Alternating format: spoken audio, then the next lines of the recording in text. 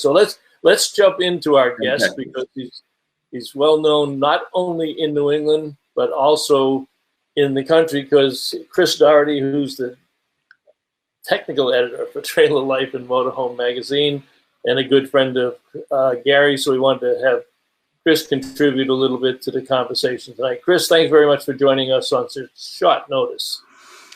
Yeah, well, it's my pleasure to join you guys. Of course, not on this type of occasion, but it is what it is. Chris, tell us your relationship with Gary. I understand that he was one of the teachers, and a teacher, mentor, and I might not be using the right terminology, but you looked up to him in your extensive career within the RV industry.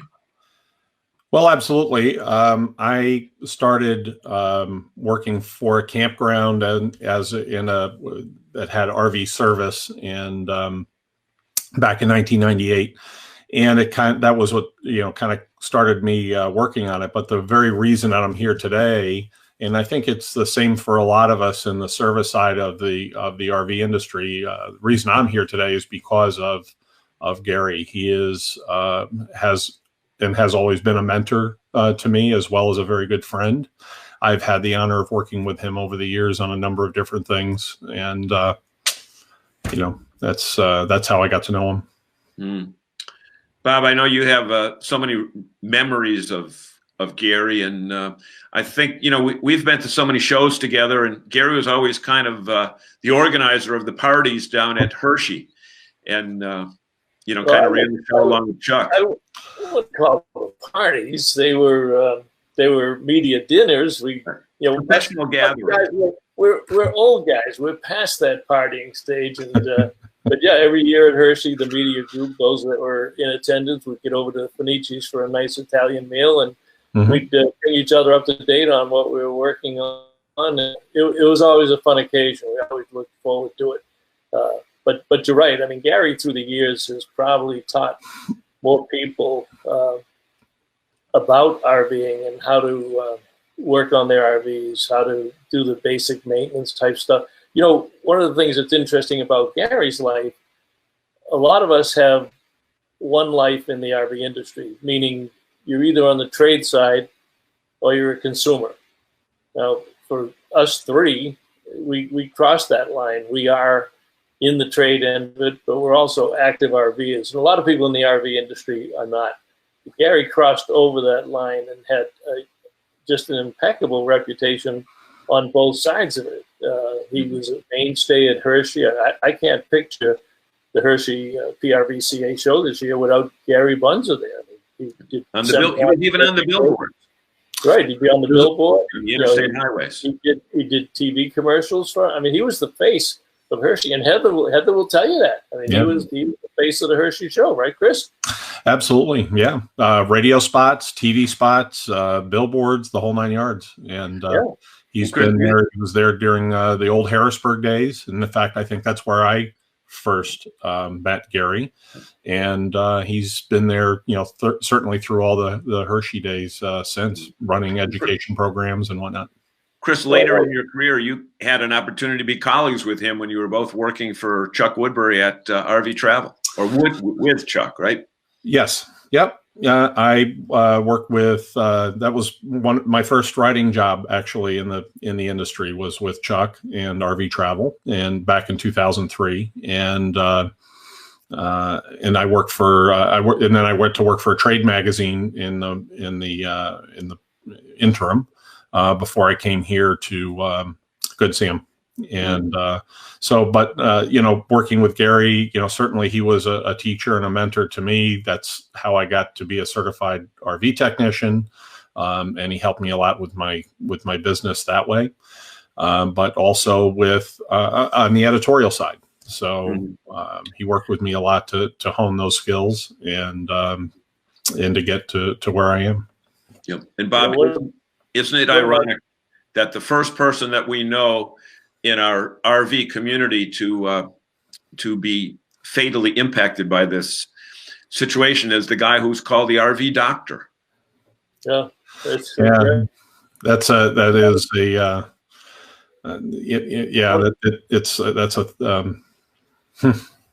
That's yeah. One of the stories that we tell, you and I, because we were there together, was we were covering an FMCA convention one year, and Gary does a lot of, still up until his death, was doing a lot of stuff with FMCA, and he did a seminar, and Gary's like ourselves. He doesn't just end the seminar, walk off stage, get back into the luxury bus, and head to the next event. He, like we would, stay around and answer every question. And he got, you remember this, John, I think it was in Perry, Georgia, but he got so many questions that the next speaker was coming on. So he asked the group to come outside. They went outside and sat in the patio. It must have been Georgia because it was good weather. And we sat on the patio, and he answered questions for another hour. At least an hour. Yeah, he did not. He never wanted somebody to leave a seminar with a question unanswered. In that case, Bob, I think it was Syracuse, because I haven't been to Perry, Georgia, but I remember him having to vacate the room because the next speaker was coming on. You're right. His after the seminar lasted longer than the seminar, and he would not leave until the last question was answered. And Chris, you've been to so many of these seminars where some of these hotshot speakers come in, and the first thing they're interested in is grabbing their check and heading to the airport. You see it all the time. In fact, we even saw that at a recent RV convention, that the speaker couldn't talk because he had more important things to do. But it certainly was the opposite of the way Gary ran his outlook on helping out RVers. No question. I mean, I saw somebody a few moments ago said he was one of the nicest people in the RV industry, and I've had a lot of people reach out on my Facebook post when I announced it, and that is one of the hallmarks of Gary. He would spend time with you. He would answer your questions. He would help you out. And it was just he could sit down with you. And I think you guys might remember a lot of the times that we all sat in the press booth at Hershey or Louisville and would talk and whatnot. And it was just like an everyday sort of conversation. And, and that's a good point, because, everybody's busy and we all have multiple assignments and we go in different directions throughout the year.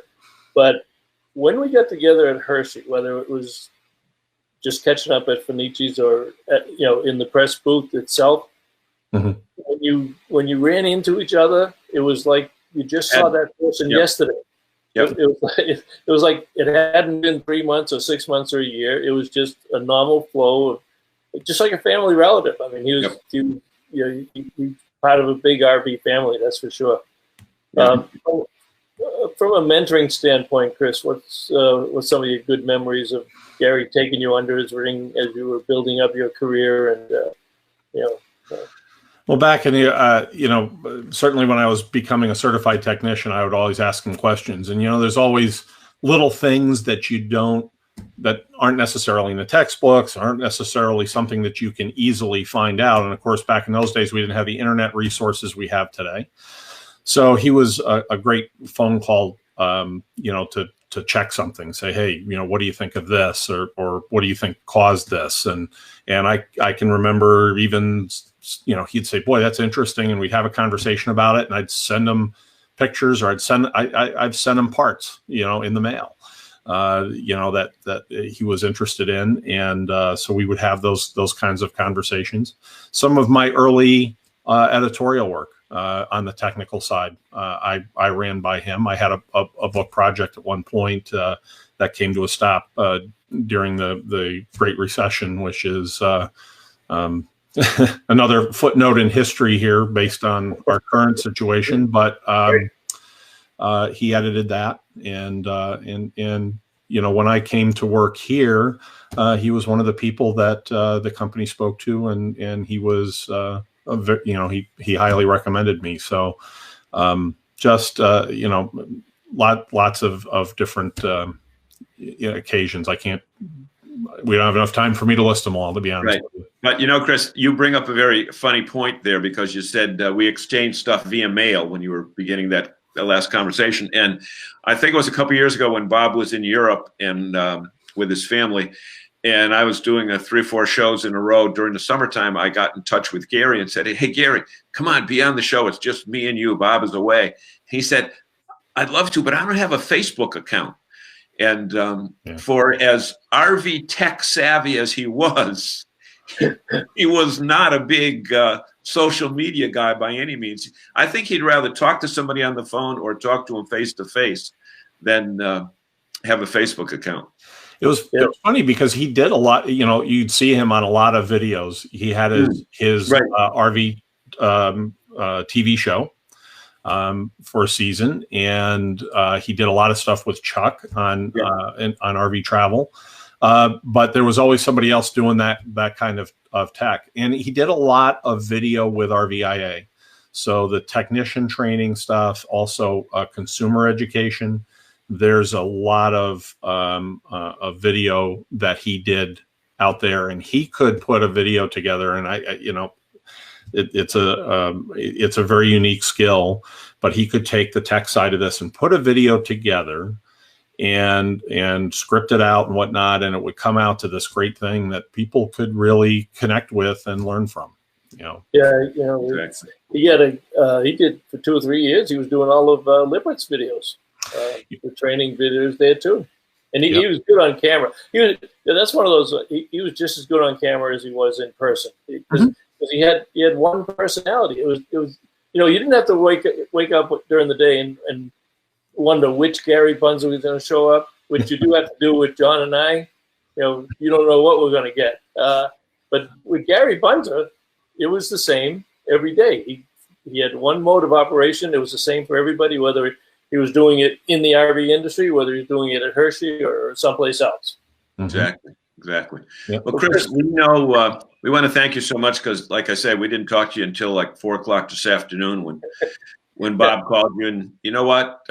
In the industry, we have a group of special people, and the doctor was certainly right up there near the top. And you know what? We were joking earlier before we came on camera, and we said, well, if he was the RV doctor and you learned from him, then Chris, from here on out, you're going to be known as the RV intern. It's funny because my mobile service business was RV Medics. Oh, there you go. You know, and you know, I came out of my fire service and EMS background. I was originally going to buy an ambulance to do that, but yeah, no, definitely. And you know, Gary will be very sorely missed. Oh, I did. No. I just want to say when we do that special tribute to Gary, that certainly Chris will be part of that show within the next couple of weeks. I'd like to be. Yeah, that'd be great. Yeah, definitely. We'll keep you there. All right, Chris. Thanks very much. Enjoy the rest everybody. of the weekend.